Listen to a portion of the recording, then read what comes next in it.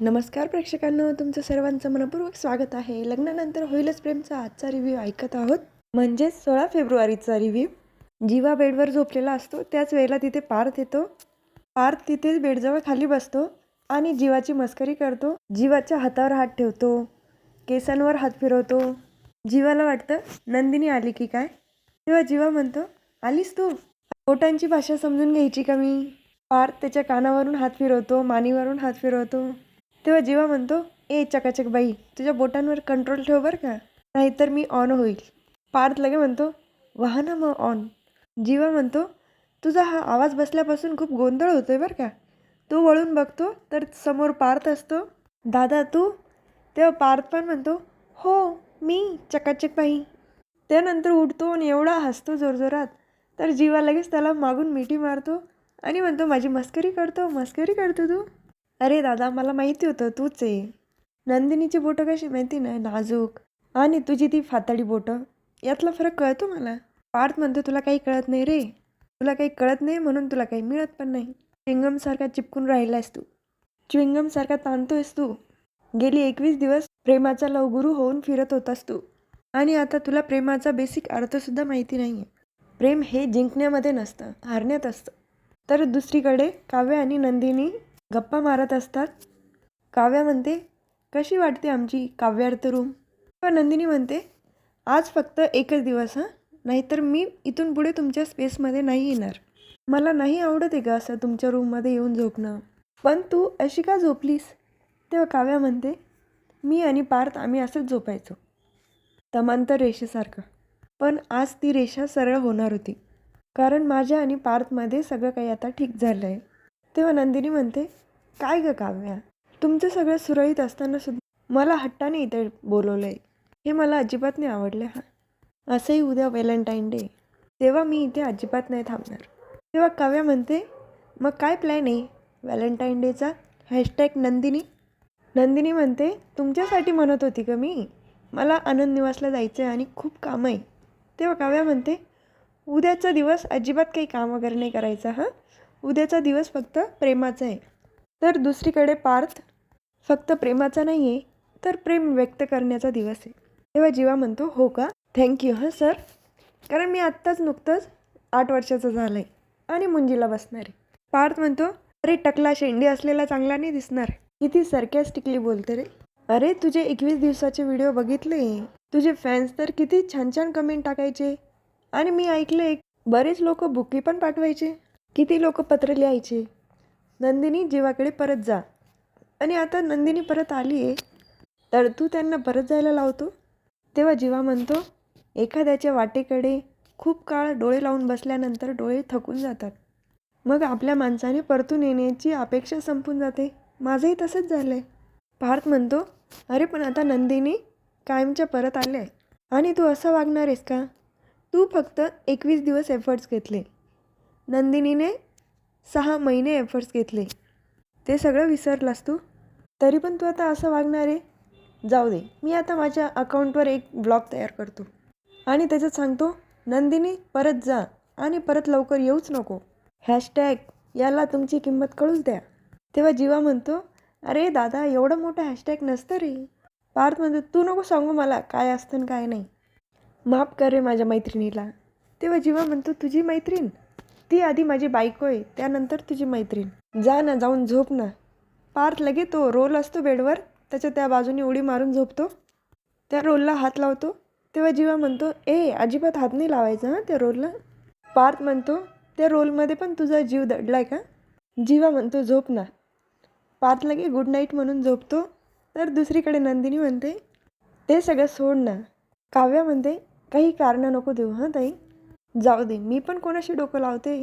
त्यानंतर लगेच ती मोबाईल हातात घेते आणि व्हिडिओ चालू करते. तुला आहे ना जीवाबद्दल काही वाटतच नाही. तेव्हा नंदिनी म्हणते, मला जीवाबद्दल काही वाटत नाही? तुला सांगू का काव्या, ज्या दिवशी ते आपल्या घरून रिक्षा घेऊन गेले ना, तेव्हापासून माझा जीव तुटतो आहे त्यांच्यासाठी. आणि त्या दिवशी सकाळी हँगओव्हरमध्ये उठले होते ग मी, बाबा आणि जीवा, त्या दोघांनी विचार करायला मला वेळच दिला नाही. बरं, सगळं आठवल्यानंतर, गुड्डूकडनं सगळं सत्य समजल्यानंतर मी इथे आलेच ना. ते पेनड्राईव्ह फक्त निमित्त होतं ग, तरीसुद्धा हे माझ्याशी बोलत नाही ग. आणि मला हाताला धरून घराबाहेर काढताय. मी कशाला घराबाहेर जायचं? हे घर माझं. मी इथून नाही जाणार, अजिबात नाही जाणार. आयुष्यभर मी त्यांच्या डोक्यावर बसून इथेच राहील. तर काव्या म्हणते, क्या बात आहे ताई, हे सगळं तू जीवासमोर बोलली ना, जीवा असा उचलून घेईल तुला. तेव्हा नंदिनी म्हणते, आधी त्या रुसव्याला कड्यावर घेतले, त्याला खाली उतरू तर दे. कुठून तो ठसका लागला आणि त्या गुड्डूच्या बाटलीतलं दारूचं पाणी प्यायलं मी. त्यानंतर नंदिनीला लगेच खोकला येतो. तर काव्या म्हणते, तिथे बॉटलमध्ये पाणी बघ. नंदिनी बघते तर बॉटल रिकामी असते. ते म्हणते, काय का काव्या, पाणी पण नाही आणून ठेवता येत तुला? थांब मी घेऊन येते. तिथून पाणी घेण्यासाठी किचनमध्ये जाते. तर काव्या म्हणते, आता मी हा व्हिडिओ आमच्या शिंगेश्वर महाराजांना पाठवते, म्हणजे ते जीवाला दाखवतील आणि सगळीकडे कसा प्रेमाचा वर्षाव होईल. शाब्बास काव्या, शाब्बास. टाईमपास करू नको. लगेच ती व्हिडिओ सेंड करते. तर दुसरीकडे पार्थ इतका जोरजोरात घोरत असतो, जीवाला काही झोप येत नाही. तेव्हा तो म्हणतो, याच्या घोरण्यापेक्षा ती चकाचक बाईची कटकट परवडते.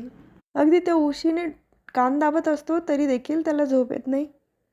नंतर त्याला पाणी प्यायचं असतं. ग्लास पण रिकामा असतो आणि बॉटलमध्ये पण पाणी नसतं. तेव्हा तो पण जातो पाणी घेण्यासाठी किचनमध्ये. तर नंदिनी किचनमध्ये आधीच असते आणि नंदिनीचं पण लक्ष जीवाकडे जातं. जीवा पाणी घेण्यासाठी फ्रीजजवळ जाणार. तेव्हा नंदिनी म्हणते, फ्रीजमध्ये बॉटल नाही आहे. तिने भरलेली पाण्याची बॉटल ती जीवाला देते. त्याच वेळेला जीवा घेणार, पण त्याला लगेच नंदिनीच्या बाबांचे ते शब्द आठवतात. तुझं 21 दिवसाचं व्रत पूर्ण करण्यासाठी तू या थराला गेला. नंदिनीला दारू पाजली आणि नंदिनी पण बोललेली असते की मला काहीच नाही आठवते. त्यानंतर नंदिनी पाण्याची बॉटल देत असते तर जीवा काही घेत नाही. तिथे जारमध्ये पाणी असतं, त्या जारमधलं पाणी पितो. मला तुझ्याकडनं काहीही नको आहे असं म्हणून तिथून निघून जातो. तो जिना चढणार तितक्यात नंदिनी मागच्या बाजूला मोबाईलवर गाणं लावते, का रे दुरावा.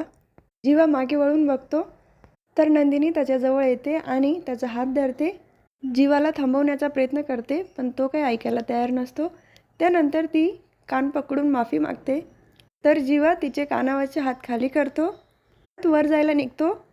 पण मग तेवढ्यात नंदिनीची ओढणी त्याच्या घड्याळामध्ये अडकते. परत जीवा थांबतो.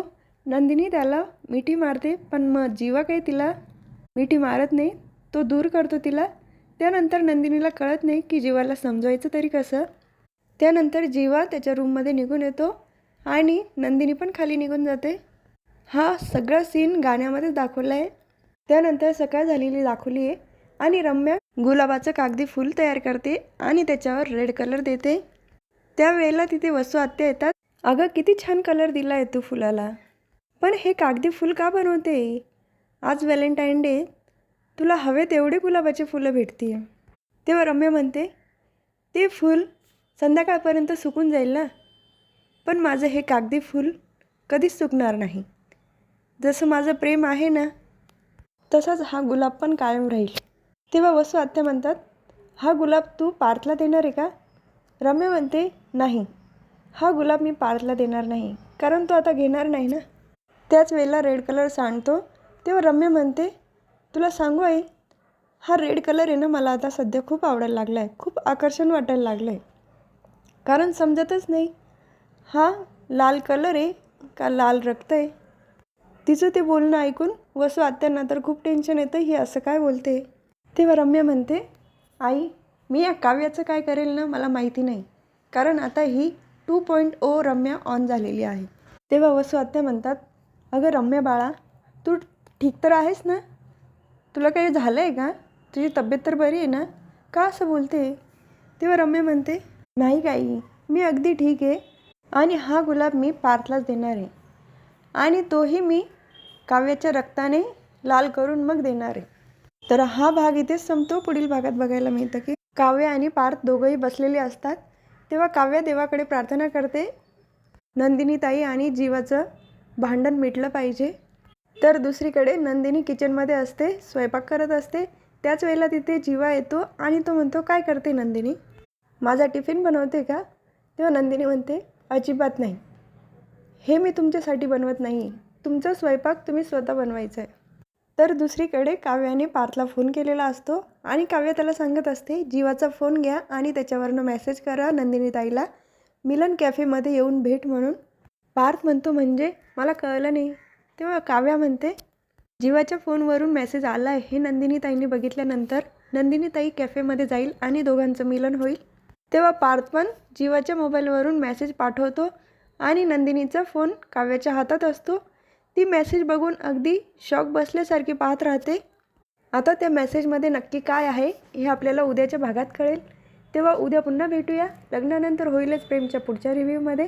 तुम्हाला माझा आजचा रिव्ह्यू आवडला असेल तर माझ्या व्हिडिओला लाईक करा, शेअर करा, सबस्क्राईब करा, बेल आयकॉन दाबायला विसरू नका. टाटा बाबा अँड टेक केअर.